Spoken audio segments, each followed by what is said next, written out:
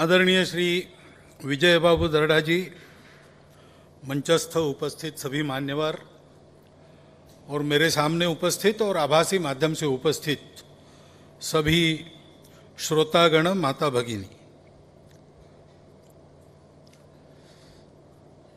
एक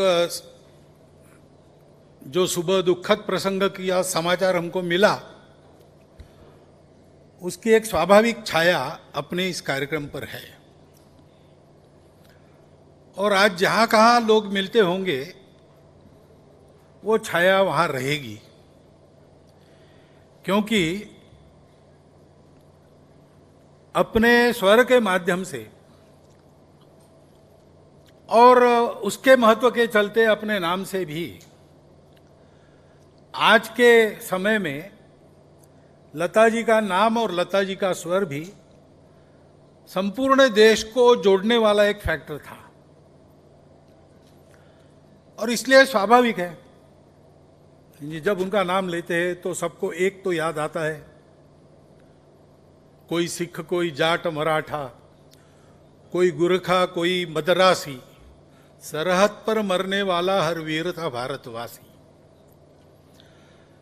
इसको सब लोग याद करते हैं। और आज अपने व्याख्यान का विषय भी है, सरहद पर मरने वाला हर वीर है भारतवासी। सरहद के अंदर जीने वाला हर वीर एक देश का वासी, एक समाज का अंग है कि नहीं है? और वैसा वो हो इसलिए क्या करना पड़ेगा। और चूंकि मैं राष्ट्रीय स्वयंसेवक संघ का, मुझे सरसंघ चालक बना दिया गया है, तो लोग स्वाभाविक प्रश्न करते हैं कि हिंदुत्व का इससे क्या संबंध है, हिंदुत्व इसमें साधक है कि बाधक है। और बहुत सारे प्रश्न विजय बाबू ने बताए। तो आज का भाषण में मैं प्रश्नों के उत्तर देने वाला नहीं हूं, क्योंकि प्रश्न का उत्तर प्रश्न पूछने वाला कौन है, क्यों पूछ रहा है, ये समझ के देना पड़ता है, तब उसका समाधान होता है। तो उसका एक अलग कार्यक्रम हो सकता है कभी न कभी। लेकिन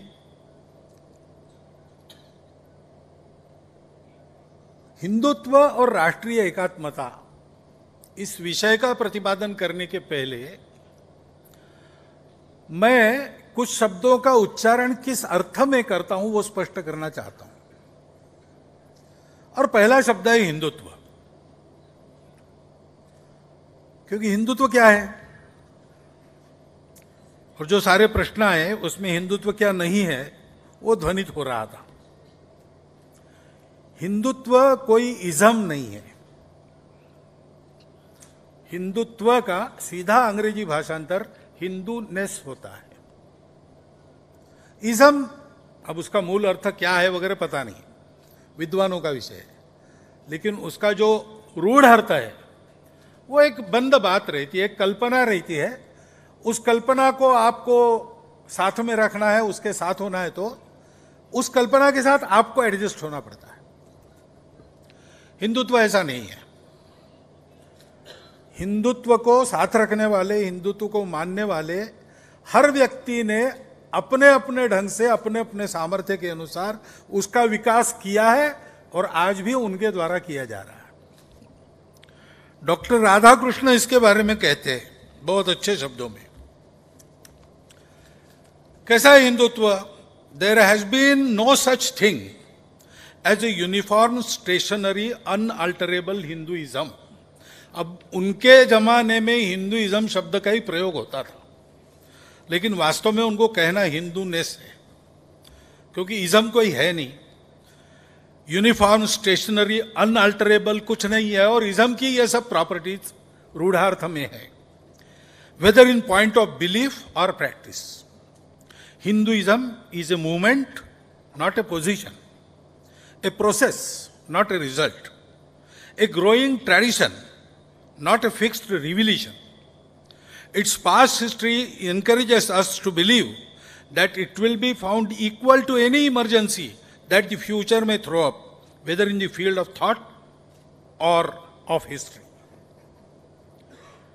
अब ये वाक्य लिखने के पहले उन्होंने जो सारा पैराग्राफ लिखा है उसमें उन्होंने हिंदुत्व के इस नित्य परिवर्तनशील स्वरूप का एक आरेखन किया है प्राचीन समय से, वेद पूर्व काल से लेकर, तो और उसमें उन्होंने सबको लिया है। उसमें भगवान महावीर है, तथागत बुद्ध है, गुरु नानक जी है, कबीर है। और आपकी जानकारी के लिए, सावरकर जी या राष्ट्रीय स्वयंसेवक संघ इसका उच्चारण करने वाला पहला व्यक्ति नहीं है, पहला संगठन नहीं है। लोक भाषा में सबसे पहले गुरु नानक देव जी ने इसका उल्लेख किया है।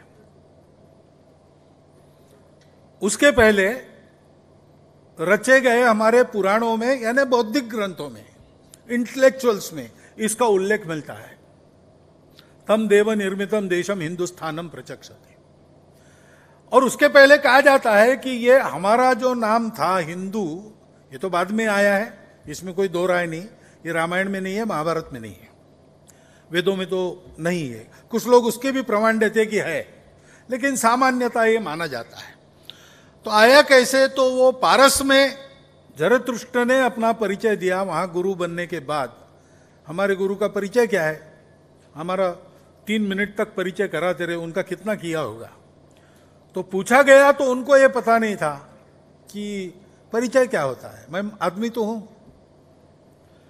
तो फिर उन्होंने बताया, अपना ठिकाना बताया कि हमारे पूर्वज वो किर्गिस्तान से गए थे, लेकिन उनके पूर्वज सिंधु नदी के पास से वहां गए थे।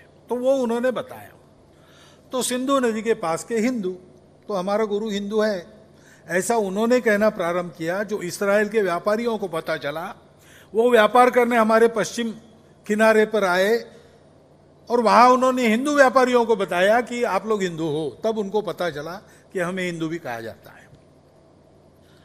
ऐसा बाहर से आया शब्द है, लेकिन अभी चिपक गया है। लेकिन उसका अर्थ क्या है?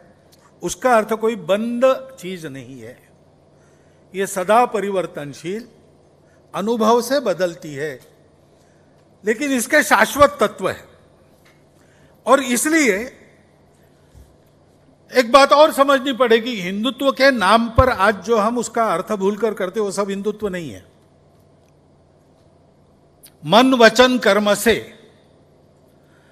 सात्विक उद्देश्य मन में लेकर, या कोई राजस स्वार्थ मन में लेकर, या कोई तमस शत्रुता मन में लेकर जो अतिवादी विधान होते हैं, जैसे धर्म संसद के बाद एक विधान बाहर आया,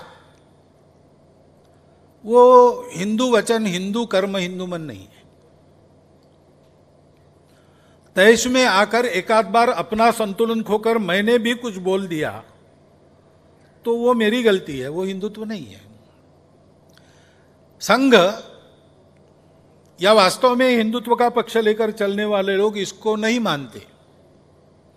स्वयं सावरकर जी ने एक बार कहा है कि हिंदू राष्ट्र, हिंदू समाज संगठित, शस्त्र संपन्न और बल संपन्न जब हो जाएगा तो उसके बाद भी बात वो गीता की ही करेगा, दूसरे को समाप्त करने की नहीं करेगा। और इसलिए ऐसा असंतुलन हिंदुत्व नहीं है। संतुलन, विवेक, सबके साथ आत्मीयता मन में बात करना, युद्ध भी करना पड़े तो विगत ज्वर होकर युद्ध करना, यह हिंदू का स्वभाव है। उस स्वभाव का नाम हिंदुत्व है। हिंदुत्व हम लोगों ने पूजा में, रूढ़ी कुरीतियों में, खान पान रीति रिवाज में बंद किया है। हिंदुत्व को यह बंधन नहीं है। रिलीजन यानी धर्म नहीं है। धर्म एक बहुत विशाल कल्पना है। अपने देश में कोई हिंदू रिलीजन नहीं है। अपने देश में अनेक रिलीजन्स है, वो हिंदू स्वभाव के रिलीजन्स है, इसलिए वो हिंदू रिलीजन्स है। उनका अलग स्वतंत्र विशिष्ट अस्तित्व ये मान्य किया जाता है, लेकिन उन सबका स्वभाव ये है कि मेरा भी सही है, तुम्हारा भी सही है, अपने अपने तत्व पर श्रद्धा से चलो, मिलजुल कर चलो, तो कोई झगड़ा नहीं है। भारत से निकली हुई सारी विचारधारा है, आस्तिक हो, नास्तिक हो, जड़वादी हो, आध्यात्मिक हो, अपने अपने विचार की आग्रही है और अपने विचार में परस्पर विरोधी भी हो सकती है, परंतु असहिष्णु नहीं है, सर्व समावेशक है। और जो बात आपने कही कि दूसरों की बात सुनने के लिए धैर्य वगैरह लगता है, वो हिंदुत्व के कारण ही आता है। मैं भी उसी के कारण सुन सकता हूं, बात कर सकता हूं, क्योंकि हिंदुत्व कभी पूर्ण विराम नहीं मानता और हिंदुत्व किसी एक खान पान रीति रिवाज पूजा कर्म में जकड़ा हुआ नहीं है। वो रिलीजन नहीं है, वो धारणा करने वाला नियम है जिसको धर्म कहते हैं। धर्म की यही व्याख्या है। धर्म जिसके सस्टेनेंस जिसको कहते हैं आजकल, सस्टेनेबिलिटी, तो धर्म सस्टेन करता है सारी सृष्टि के जीवन को, मानवों सहित, अनेक राष्ट्रों सहित, मेरे अपने जीवन सहित संपूर्ण सृष्टि के जीवन को एक साथ धारण करता है, एक साथ सबकी प्रगति करता है। शरीर मन बुद्धि के साथ आत्मा तक की यात्रा तीनों की एक साथ पूरी कराता है। व्यक्ति को, समाज को और सृष्टि को एक साथ सुखी करता है। विकास और पर्यावरण में झगड़ा नहीं मानता, समाज और व्यक्ति में संघर्ष नहीं मानता, किसी को दबाता नहीं, तीनों को एक साथ आगे बढ़ाता है। जो अर्थ और कामों को न नकारते हुए उनके उचित महत्व का निर्धारण अपने अनुशासन में करके मनुष्य के जीवन को मुक्ति की ओर बढ़ाता है, वो धर्म है, जिससे इस लोक में और परलोक में दोनों में सुख मिलता है। अपने अपने स्वभाव के अनुसार अपने कर्तव्य का निर्धारण, ताकि सबका जीवन सुखी हो, जिन नियमों के, शाश्वत नियमों के आधार पर होता है, वो धर्म है। और उस धर्म के 4 पैर भागवत में बताए गए हैं, श्रीमद् भागवत में। मोहन भागवत ने नहीं बताए, श्रीमद् भागवत में बताए। वो 4 पैर है, सत्य, करुणा, शुचिता और तपस्या।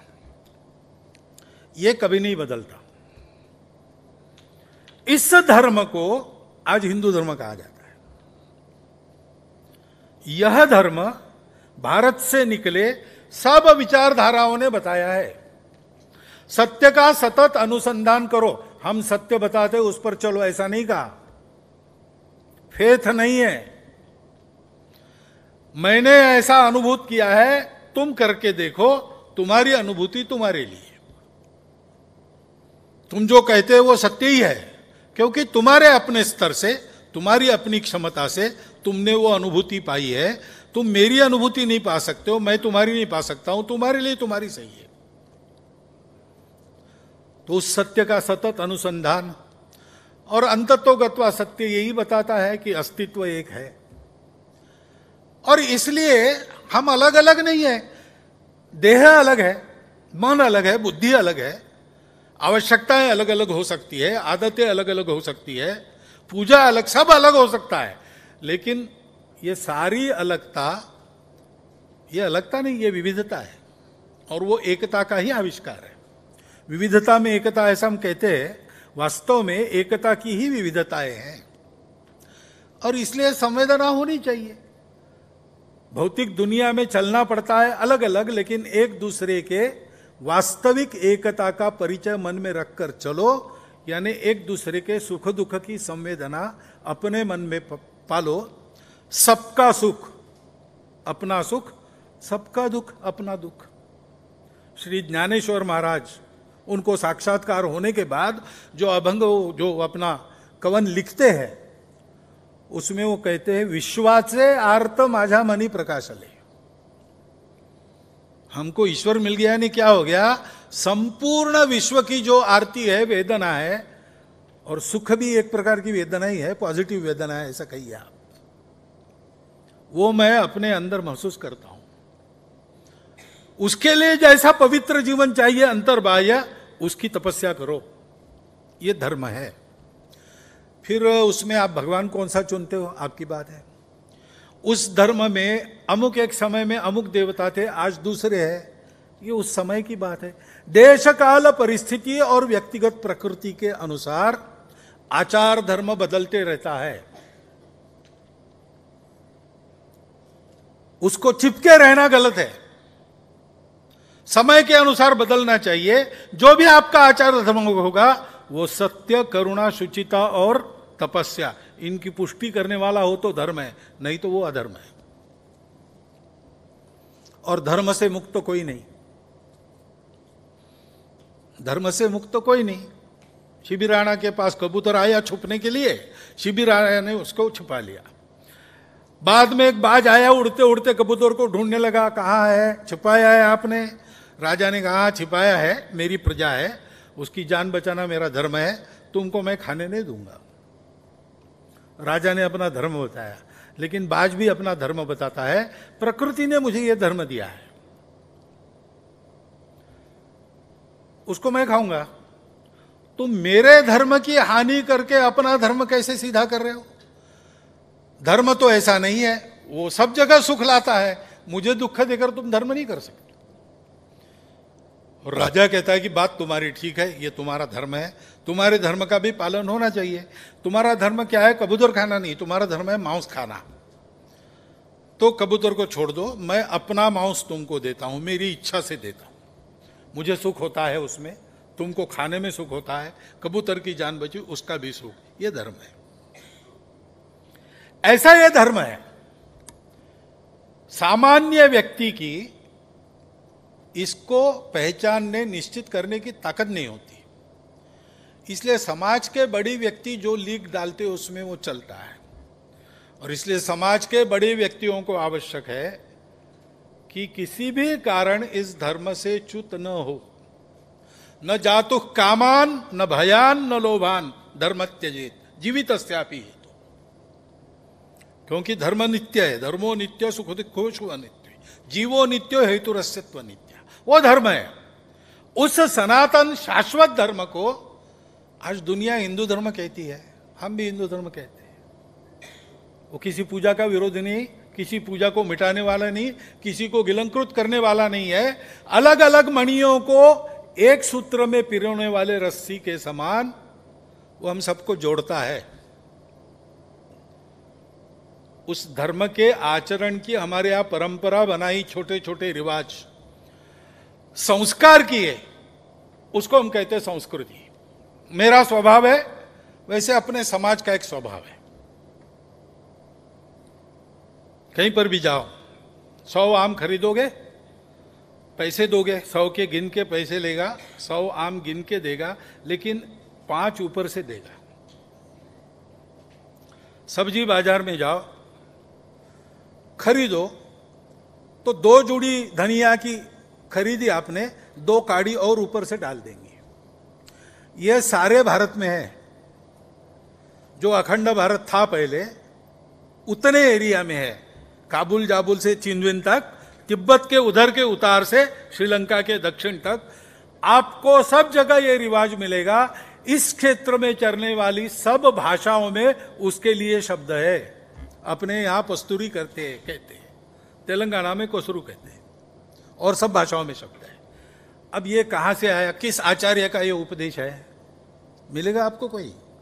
किसी ग्रंथ में लिखा है नियम? चाणक्य के अर्थशास्त्र में है? कहीं नहीं है। लेकिन ये परंपरा से आदत हमको मिलती आ रही है। ये संस्कार है हमारा, ये हमारी संस्कृति है, ये हमको जोड़ती है। हिंदुत्व इस संस्कृति का नाम है। मातृवत परदारेषु परद्रव्येषु लोष्ठवत आत्मवत सर्वभूतेषु, ये उसका आदेश है। इस आचरण की और अपने जीवन की प्रगति करना, अपने जीवन का विकास करना, तो हम सुसंस्कृत कहे जाते हैं। हम सब लोग प्रकृत होते हैं, पशु भी प्रकृत होते हैं,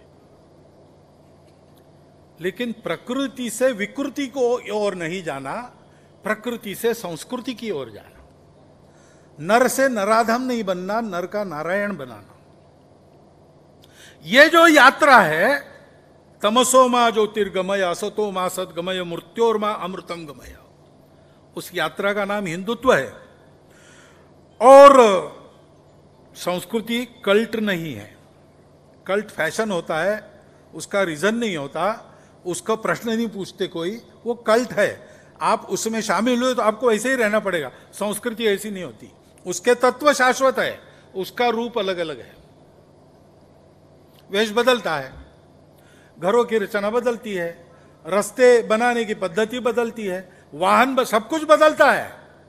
यह ऊपर की बात है सभ्यता, वो उस युग के विज्ञान की प्रगति के अनुसार बदलती है। कभी वो बदल उपकारक होता है, कभी हानिकारक भी हो सकता है, लेकिन बदलता तो है। नहीं बदलता वो क्या है? पहले पशुओं की पूजा करते थे, गाय बैलों की, घोड़ों की। आज ट्रैक्टर की भी पूजा करते हैं, कार की भी पूजा करते हैं। वाहन बदल गए, पूजा नहीं बदली। अपनी संस्कृति सर्वत्र पवित्रता देखती है, सर्वत्र कृतज्ञता व्यक्त करती है। ये नहीं बदला है, ये शाश्वत है, ये हमारा स्वभाव है। वो संस्कृति हम सबको जोड़ने वाली है, और ये स्वभाव समाज का स्वभाव है। ये समाज शब्द भी जरा ध्यान पूर्वक उपयोग में लाना चाहिए। समान जन्मने वाले समाज नहीं होते, समज ऐसा नहीं है, वो समअज है। इस समाज को दूसरा शब्द अपने यहां परंपरा में है जनपद। राष्ट्र के 7 अंग बताए चाणक्य ने। पहला है और मुख्य है और मूल है जनपदवती भूमि, यानी जनपद और उससे संबद्ध, वो जनपद जिससे अपना संबंध मानता है वो भूमि। बाद में राज्य, कोश, बल, दुर्ग, अमात्य, सुहृद, ये सारी बातें हैं। आर्थिक बल, सामरिक बल, फोर्टिफिकेशन, सीमा का बंदोबस्त, अंतर्राष्ट्रीय राजनय में अपने दोस्त, उत्कृष्ट मंत्रिमंडल, नेता, और इस सारे अस्तित्व का केंद्र बनकर सबको चलाने वाला राजा। पहले प्रजातंत्र नहीं था, तब राजा था, अब राज्य कहेंगे। लेकिन इसका मूल मुख्य क्या है राष्ट्रत्व का? जनपद। वो क्या होता है? जनपद वो होता है जिन जनों के सामने एक उद्देश्य होता है, समान उद्देश्य होता है, क्योंकि उनका एक समान अधिष्ठान होता है। जिस धर्म की चर्चा मैंने की, हमारे समाज का वो अधिष्ठान है, भारत के समाज का, भारत के संपूर्ण समाज का, आज के समाज का भी। यहां पर जो विदेश से आई विचारधाराएं, पूजाएं हैं, उनको मानने वालों सहित वो धर्म है। इंसानियत की बात करते हैं, वो इंसानियत ही धर्म है। सनातन धर्म यानी मानव धर्म ही है, मानवता ही है। हमारे समाज का वो अधिष्ठान है, उसके आधार पर सब बातें वो नापता है। अरे ये माणुसकी झाली का, कोई भी कहता है। अरे पैसा क्या खाएगा, मुर्गी भी नहीं खाती। ये भारत में सुनने को मिलेगा, अमेरिका में आपको नहीं सुनने को मिलेगा। ये हमारा स्वभाव है, वो हमारा समान अधिष्ठान है। और इसलिए हमने जो उद्दिष्ट निश्चित किया अपना, हमारे ऋषियों ने देखा कि अस्तित्व एक है और झगड़े का कोई कारण नहीं। उपासना करने वालों को अलग अलग दिखता है, उसकी बुद्धि उनके लिए कारण है, उनका अपना स्तर उसके लिए कारण है। इसको लेके भी झगड़ा करने की जरूरत नहीं। एकम सद विप्रहा बहुधा वदंती। तो उन्होंने कहा कि ये सबको पता चलना चाहिए कि सब हमारे ही है, एक ही आत्मा सब में है, हमारे आत्मीय है। तो उसके लिए प्रयास पूर्वक उन्होंने अपने समाज को खड़ा किया राष्ट्र रूप में।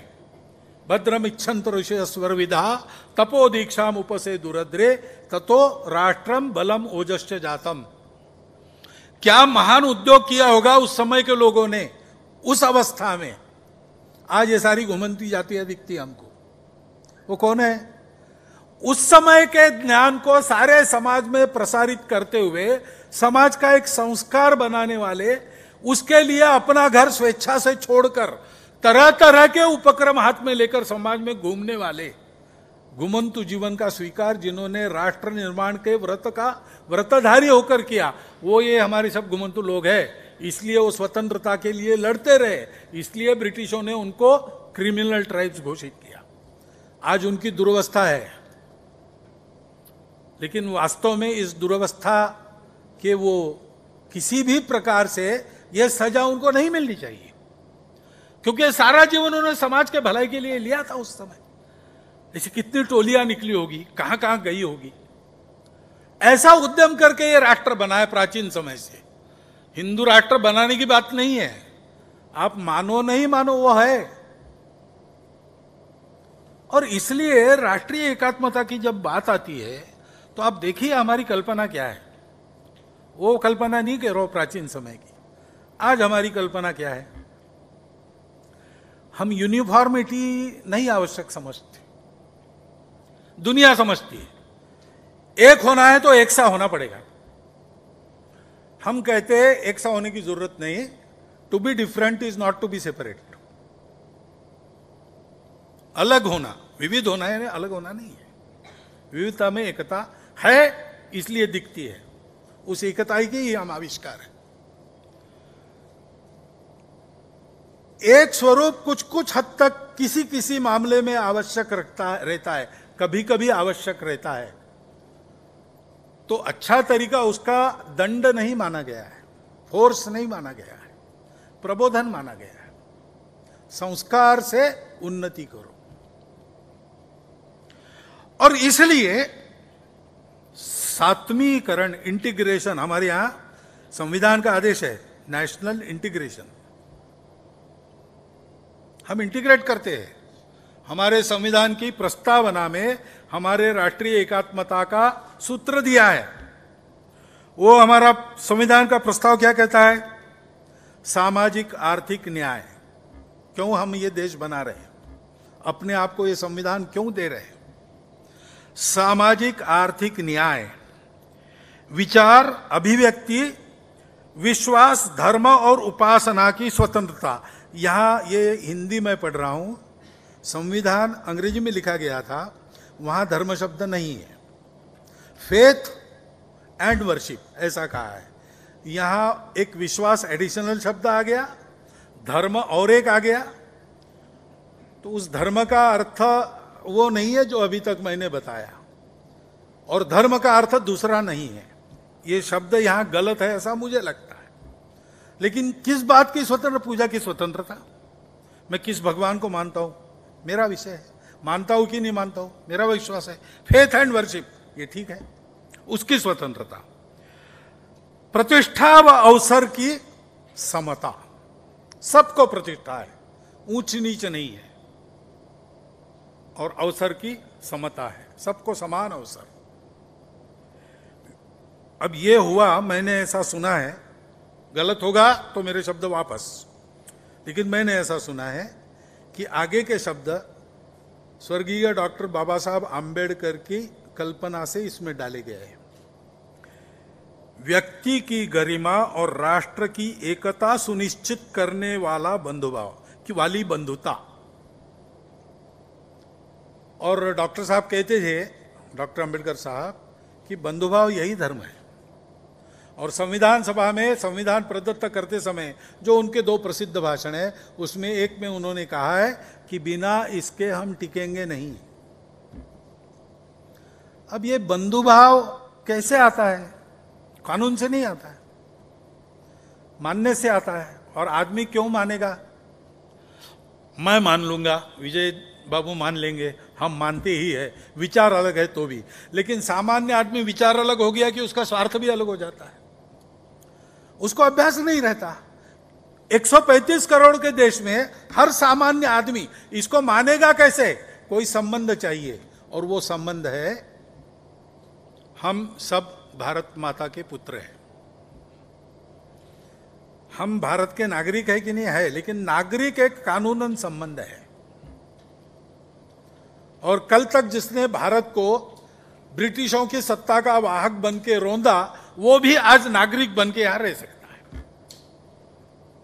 ये गुणात्मक नहीं है और ये प्रत्यक्ष नहीं है, ये संवैधानिक है। संविधान चलते रहता है काल के साथ, क्या होगा पता नहीं। हम भारत के रहने वाले हैं, रहने वाले कोई भी होते हैं। आजकल रहना भी, रेसिडेंट वीजा मिल गया तो एनआरआई तो है ही, नॉन रेसिडेंट हो सकते हैं। ये संबंध है, मैं भारत माता का पुत्र हूं। वंदे मातरम ये पूजा का स्तवन नहीं है, ये भारत माता के साथ मेरा जो मातृवत संबंध है उसके भक्ति का गान है। वो संबंध हमको भारत का पुत्र बनाता है, और मैं भारत का पुत्र बनता हूं तो मैं भारत से अपेक्षा नहीं करता हूं। भारत की मेरे से क्या अपेक्षा है? Ask not what America shall do for you, think what you shall do for America, ऐसा केनेडी का वाक्य था। पुत्र और रेसिडेंट, इसमें फर्क होता है। वो अपने देश के लिए कुछ भी करने के लिए तैयार है, वो प्राणार्पण भी कर देता है, हंसते हंसते करता है, और अपनी माता को बताता है कि तुम रो मत, 9 महीने के बाद फिर आऊंगा, क्योंकि काम अधूरा है। माता को मुक्त करने के लिए माता को बताता है। ये भारत माता का पुत्रवत संबंध रखने वाला अपना समाज है। आप इस बात को छेड़ो, सारा समाज खड़ा हो जाएगा, सब भेद भूलकर खड़ा हो जाएगा, क्योंकि उसको पता है कि उसको हिंदू किसने बनाया? इस मातृभूमि ने बनाया। उस समय सीमा के अंदर कोई आ नहीं सकता, हिमालय पार करके कौन आएगा? और सागर में कौन सी नौका है जो उसको लाएगी यहां तक? कुछ नहीं था उस समय। अंदर सुजल सुफल मलय शीतल भूमि, सब कुछ है। और आई गए बाहर से तो आ जाओ भाई, बैठो। नहीं, हमारी भाषा अलग है, ऐसा अलग है, तो ये कौन सी बड़ी बात है? हमारे देश में तो ऐसा ही रहा है। ये कोई बहुत सारी बातें नहीं है, ऐसी हमारी कुर्म पुराण में है। भारतेषु स्त्रियः पुंसो नाना वर्ण प्रकृतितः नाना देवार्चने युक्ताः नाना कर्माणि कुर्वते। अब पुराणों का ये कम से कम 9वीं सदी का तो काल मानेंगे, है ना? 1200 साल तो हो ही गए। उसके भी पहले जाओ वेदों के काल में तो अथर्ववेद में है, जन्म बिभ्रति बहुधा विवाचसम नाना धर्माणम पृथ्वी अथौकसम। पृथ्वी इस शब्द का उपयोग तब किया जाता है अनेक बार संस्कृत में जब पृथु राजा की भूमि का उल्लेख होता है। एक जगह बताया भी है कि हिमालय से सागर पर्यंत पर्वतों से और सागर से वेष्टित भूमि को पृथ्वी कहा है, क्योंकि पृथ्वी राजा ने इसको कृषि योग्य बनाया, ऐसी मान्यता है। उसको पृथ्वी कहते। उस पृथ्वी में अनेक भाषाओं के बोलने वाले, अनेक धर्मों के मानने वाले लोग रहते। तो प्राचीन समय से विविधता को साथ लेकर चलने की आदत हमको है, और 2 आ गए, क्या बिगड़ता है? सब बदलते रहता है, खान पान, रीति रिवाज, देवी देवता, सब कुछ। मिर्ची अपने यहां नहीं थी। जगन्नाथ जी के प्रसाद में भारत के बाहर से आई कोई वस्तु चलती नहीं। वहां आपको मिर्ची नहीं मिलेगी, काली मिर्च मिलेगी। वहां आपको गेहूं नहीं मिलेगा, वहां जौ मिलेगा। तो ये सब पहले नहीं थे, लेकिन आज आए, बिल्कुल सर्वमान्य है, अपने नित्य उपयोग की बात। तो ये सब बदलते रहता है, और इसलिए इस विविधता को साथ लेकर चलना हमारा पुराना है। लेकिन ये सब ऐसा होने के बाद भी हम लोग एक क्यों हैं? तो दूसरी बात है कि ये सब होने के बाद भी ये संस्कृति हमको जोड़ती है। भारतवर्ष को जानने वाले सबने कहा है, अध्ययन करने वाले, विंसेंट स्मिथ कहता है, India beyond all doubt possesses a deep underlying fundamental unity far more profound than that produced by geographical isolation or by political superiority. That unity transcends the innumerable diversities of blood, color, language, dress, manners and sect. ये हमेशा हमारे यहां रहा है। वही हिंदुत्व है, उसी को हम हिंदुत्व कहते हैं, और वही अपरिवर्तनीय, बाकी सब बदलता है। आज हम किसी बात को हिंदुत्व कहेंगे, कल वो रहेगी कि नहीं इसका कोई भरोसा नहीं। हिंदू ही उसको भुला देंगे, लेकिन इन बातों को कभी कोई हिंदू भूलेगा नहीं, ना भुलाएगा। ये हमारी शाश्वत परंपरा, सनातन परंपरा है, उसी का नाम है। और इस परंपरा को फलाने फुलाने वाले, उसका संरक्षण करने वाले, उसके लिए पसीना बहाने वाले, खून देने वाले, प्राणदान करने वाले हमारे पूर्वजों को हमने आदर्श माना है। वो हमारे सबके आदर्श है। सब भाषा बोलने वाले, सब देवी देवताओं को मानने वाले, सब पूजाओं का प्रकार करने वाले, सबके आदर्श हमारे यहां समान है। भाषाएं अलग है, भाव जगत समान है। मुहावरे, कहावतें कि वैसी की वैसी दूसरे भाषाओं में मिलती है। ऐसा होता है। क्योंकि ये हमारा भाव जगत समान है, उसमें हमारे गौरव के बिंदु समान है, हमारे आचरण के मानक समान है सर्वत्र। और इसलिए ये जो बंधुभाव हमारा आता है वो, ये जो तीन बातें हैं, भारत भक्ति, संस्कृति और पूर्वज गौरव, इसको अगर आप मानकर चलेंगे, इसको अगर आप बोलते चलेंगे,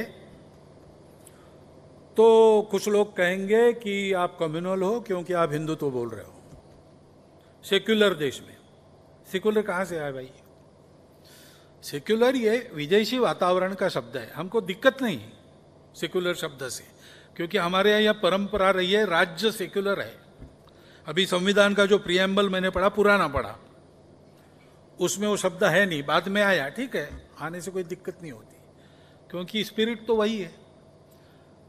जब इसको क्यों नहीं डाला, ऐसा संसद में चर्चा हुई संविधान देते समय, तो डॉक्टर अंबेडकर साहब ने कहा था कि वो सुपरफ्लुअस होता है, हमारे यहाँ की परंपरा ही ऐसी है।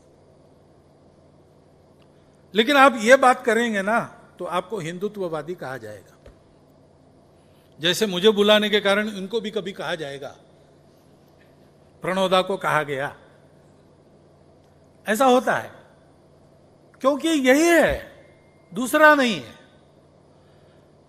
फिर कठिनाई कहां आती है? ये शाश्वत है, काल सुसंगत, दोनों को एक साथ चलाने वाला है, तर्क, विज्ञान और अनुभव से सिद्ध विचार है, किसी का विरोधी नहीं है, सबको साथ लेकर चलने वाला, सबको जोड़ने वाला विचार है। हमारे देश के आज विद्यमान 135 करोड़ नागरिकों को उनकी भाषा, भूषा, खानपान, पूजा, सब विविधताओं को स्वीकार करके, उनका सम्मान करते हुए, उनके विकास के पूर्ण अवसर देते हुए साथ चलाने वाला ये विचार है, उसको हिंदू विचार कहा जाता है, वो हिंदुत्व है। लेकिन जब अविवेक होता है उसके नाम पर, तो कुछ लोग बिगड़ते हैं ना, वो बिगड़ जाते हैं उन बातों पर स्वाभाविक रूप से, क्योंकि वो इंसानियत नहीं है।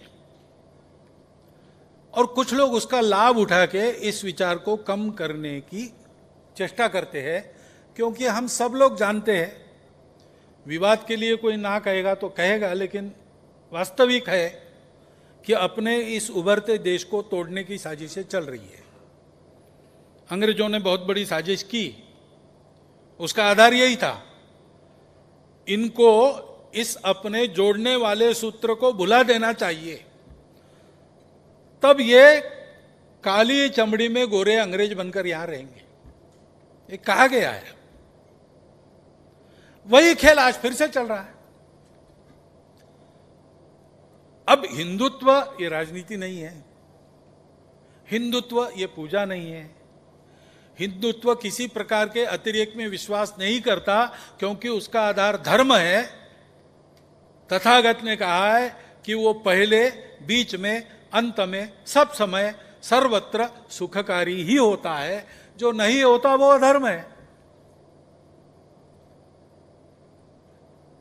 वो हमारी संस्कृति, वो हमारी पूर्वजों के आदर्शों का अनुसरण करने का स्वभाव, और वो हमारी मातृभूमि की भक्ति, इसको लेकर चलना ये हिंदुत्व है। लेकिन जब इसमें चाल बिगड़ जाती है, उसको बदनाम किया जाता है। अब बदनामी का उत्तर देना एक बात है, इतने प्रश्न पूछे गए, वास्तव में उन प्रश्नों का कोई मुझे अर्थ लगता नहीं। आंख खोल के घरों के बाहर आकर सब लोग संघ के अंदर आकर उसको अंदर से देखे, बिना बताए प्रश्नों के उत्तर मिल जाएंगे। उसके बाद भी पूछेंगे तो जानबूझकर पूछ गए, बिगाड़ने वाले पूछते हैं और पत्रकारों को पूछना पड़ता है, वो पूछते हैं, बाकी कोई नहीं पूछता है। आज समाज तो नहीं पूछता है, लेकिन प्रश्न आते हैं तो उत्तर क्या है? प्रश्नों का उत्तर देना एक तरीका है, लेकिन मुझे अच्छा तरीका यह लगता है कि ऐसा आचरण खड़ा करना चाहिए। ये सारी बातें हैं, सत्य है, एक भी बात मैंने गलत नहीं बोली है, परंतु डॉक्टर अंबेडकर साहब का प्रश्न है कि आकाश को छूने वाला तत्वज्ञान हमारे पास है, और व्यवहार तो जमीन के नीचे कीड़े रहते, उसके भी नीचे जाकर व्यवहार करने वाले हैं।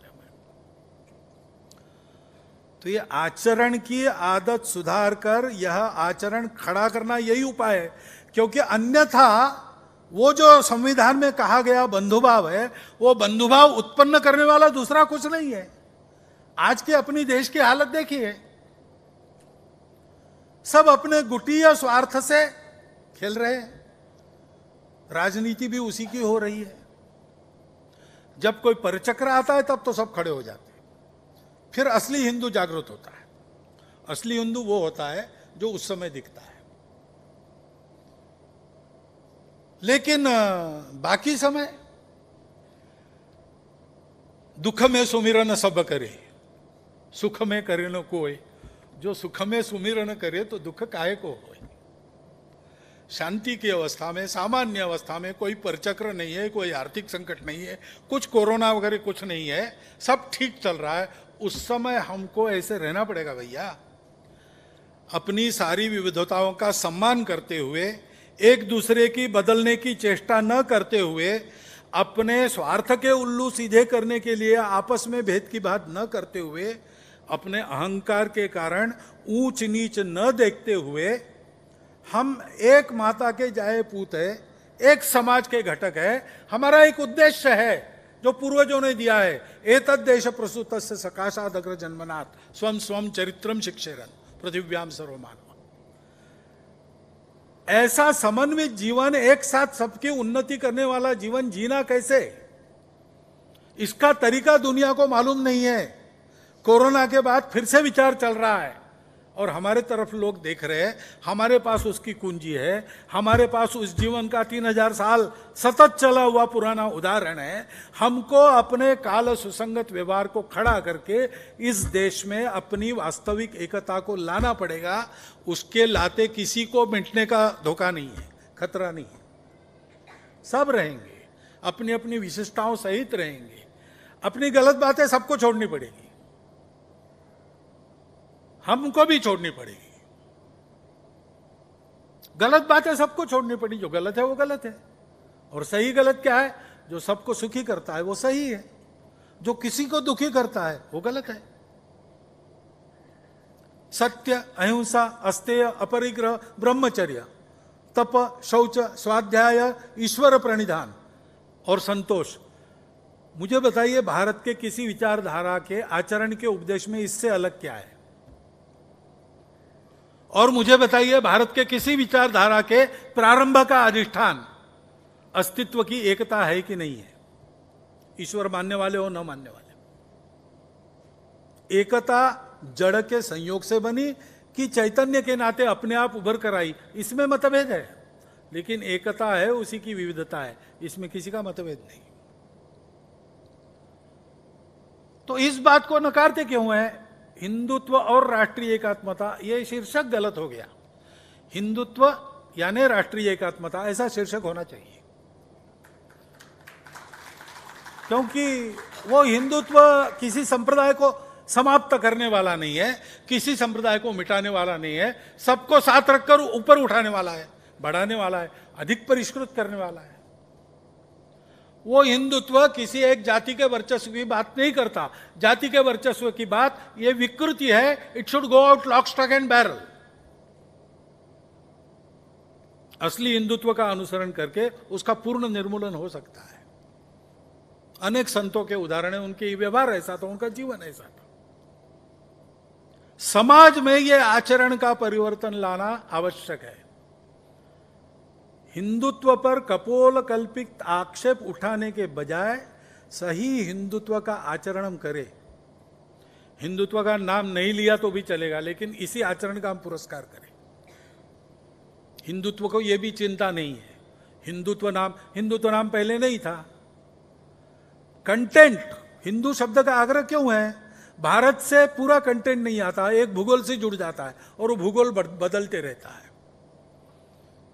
आर्य कहने के बाद अनार्यों का क्या, ऐसा प्रश्न उत्पन्न होता है। कुछ भी कहो, उसकी एक मर्यादा है उस शब्द की। उसका जो आशय है वो वैसा का वैसा व्यक्त करने वाला एक ही शब्द है हिंदू। लेकिन वो भी कल रहा नहीं और ये आशय रहा और ये आचरण फला फूला पनपा, तो सबसे अधिक आनंदित कौन होंगे? जो आज हिंदू शब्द का आग्रह पकड़ के काम करते वही होंगे। किसके मुर्गे के बांग देने से सुबह हुई, इसका प्रश्न हमारे मन में नहीं है। सुबह होनी चाहिए, ये हमारा कहना है। और इसलिए इस आशय को मन में रखकर अपना संविधान बना है। ऐसा क्यों बना है? प्रणोदा राष्ट्रपति थे, पहली बार मैं मिलने के लिए गया, अपॉइंटमेंट मिल गई, और 15 दिन पहले प्रणोदा को हार्ट अटैक आया, एडमिट हुए 8 दिन। फिर वापस आने के बाद सारी अपॉइंटमेंट कैंसल। तो हमारी अपॉइंटमेंट कैंसल हुई ये कंफर्म करने के लिए, क्योंकि फिर उस दिन दिल्ली जाने का काम नहीं, दूसरी जगह जा सकता हूं, इसलिए फोन किया। तो पता चला कि हमारी केवल रखी है, तो हम गए। अब उसी समय संसद में घर वापसी के लिए हो हल्ला चल रहा था। हम बड़ी तैयारी करके गए थे, इस भाषण से भी ज्यादा तैयारी की मैंने उत्तर देने की, लेकिन हमको उत्तर ही नहीं देना पड़ा। प्रणोदा ने पहले तो हमको थोड़ा सा डांटा कि क्या लोग आप है, क्या कर लिया आपने, 4 लोगों की इधर वापस क्या लाया, हो हल्ला, प्रेस कॉन्फ्रेंस कर दी।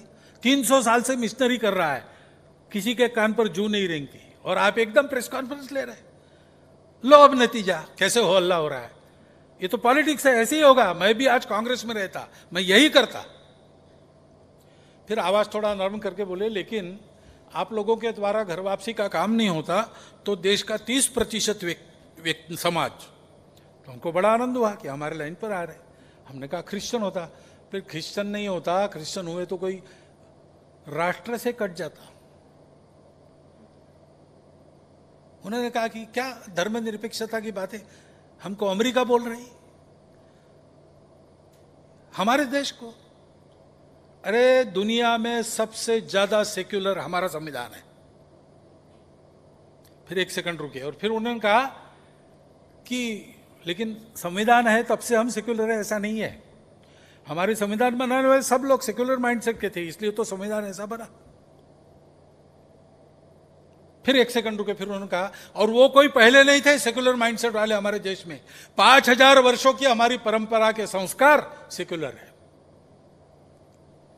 प्रणोदा होते और आप उनको पूछते तो वो डिनाई नहीं करते, क्योंकि ये कॉन्वर्सेशन मेरा हुआ। तो 5000 वर्षों की सेक्युलर परंपरा अपनी कौन सी है, उसको दुनिया के सामने रखेंगे तो दुनिया उसको नाम क्या देगी? हमको जरूरत नहीं नाम की, दुनिया को है, वो क्या कहेगी? हिंदू। हमारे संविधान में जो मनोभाव प्रकट हुआ है, जो स्वभाव प्रकट हुआ है, वही हिंदुत्व है। हमारे संविधान में जो प्रकट हुआ है वो हिंदुत्व के कारण प्रकट हुआ है। इस देश में हिंदुत्व पर बड़ी कड़ी और कटु टीका टिप्पणी करते हुए जो कुछ प्रामाणिकता से, निस्वार्थ बुद्धि से करने का प्रयास हुआ है या किया गया है, वो हिंदू समाज में सुधार के लिए किया गया है। अपने आप को हिंदू कहलाने वालों को ये समझना पड़ेगा, अपना इस स्तर का आचरण खड़ा करना पड़ेगा। तो जिनको नहीं कहना है उनका मन बदल जाएगा, और जो भूल गए उनको याद आ जाएगा। क्योंकि है तो हम ये सब ऐसे है।